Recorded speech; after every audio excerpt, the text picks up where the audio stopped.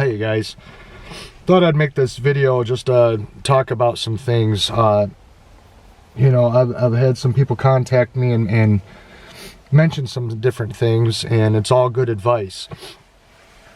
And I really appreciate your guys' insight on stuff. You guys are the best. You truly are. And but there's a lot of things that you guys probably don't know about this problem I have and what it's like. But gloves don't make any difference, because it's pressure on the hands, and things still happen when my hands are inside of gloves. And I'm probably not going to get any sleep tonight because my hands are literally on fire right now, throbbing like no tomorrow. Just a little bit of working with those tillers. All my life I've done small engine repair.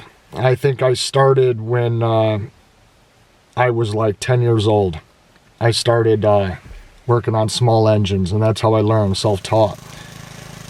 And when I was a kid, I had a bike shop and I sold bikes for years. I would put bikes together that I would just gather in spring cleanup junk piles and assemble bikes from nothing, and I always sold them really well. But all my life I've always worked with my hands. That's all I've ever known. Whether it was carpentry, small engine repair, auto mechanics, making lures, tying flies, drawing, playing guitar, everything that I do and love and what is dear to me in my life involved my hands. Using my hands. My grandpa was that way. I got it from my grandpa. My grandpa was a master builder, master carpenter. And out of the things that have been going away and have gone away, I miss building the campers the most.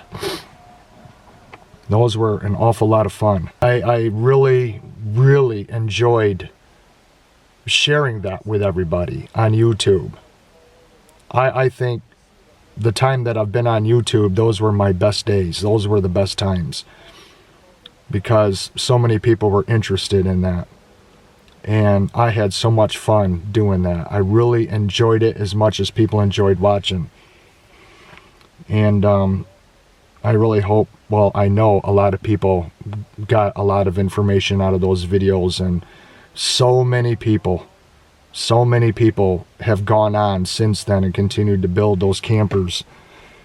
And I still, believe it or not, every single day that I get up and turn on my computer, there's comments to reply to regarding my camper builds. It still goes on. People still remember, and I'm still getting comments on the camper movie that's on my channel right now. It's got over 700,000 views. But because this disease is so aggressive that I have, there are just things that I have to give up, you guys, and gloves and snake oil remedies are not going to fix it. And to be honest with you, I think this is going to be my last surgery on my hand next month, because both hands are just shot. They're shot, and I'm just tired of going through the surgeries. But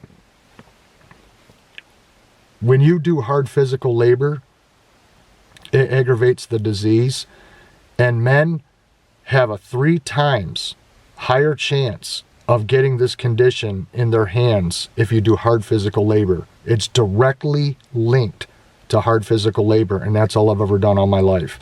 I started out at the age of 15 being a bricklayer. You know, I've worked in the healthcare industry for years and years, doing all kinds of stuff, taking care of the elderly people, lifting equipment, using Hoyer lifts and wheelchairs and whatnot. I did it with my dad all the years of lifting and unloading his wheelchair and moving him around and wheeling him around, and he was a very large man, and lifting him up and over curbs with a wheelchair, and just all the stress I put on my hands all the years, you know, doing construction, building things. When I worked for Leonard Construction, I built engine mounts.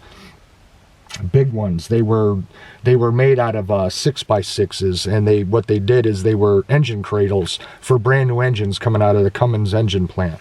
And I built those things by the thousands, using all pneumatic tools and a lot of tools that vibrate. You're not supposed to use any tools that vibrate with this hand disease. You're not supposed to use lug wrenches and any type of tools that put pressure on the hands. That's why I can't change a tire on a vehicle anymore. And that's extremely pathetic to me. But here I am, you know, only in my 40s, the end of my 40s, and I'd have to call AAA if I got a flat on this van because I can't get the wheels off. I can't take them off anymore. So, but I just wanted to make this video to say that though it's tough being a guy and working with your hands all your life, doing nothing but hard physical work, from building to landscaping to bricklaying to construction, you name it.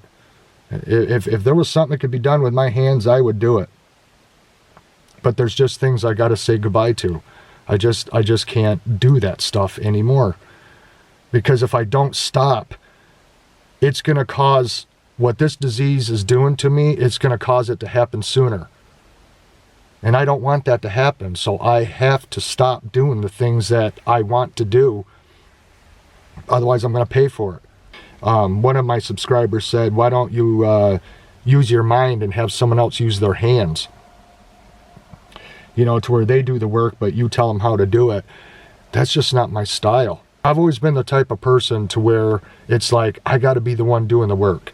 I never could like oversee someone else working, because in my eyes, nobody did things the way that I personally would want to do it. So I want to be the one doing it. I can't watch someone build. I want to be the builder. I can't watch someone turn wrenches. I want to be the one turning the wrench. You know what I mean? It's difficult to stand out of the way and watch someone else do what I've done. And I can give up doing what I've done, but I can't do that yet. I can't watch someone else do something for me. That kills me inside. That drives me crazy. That'd be like me watching someone else build a camper when I would want to be the one building it. I'd want to be the one doing all the work.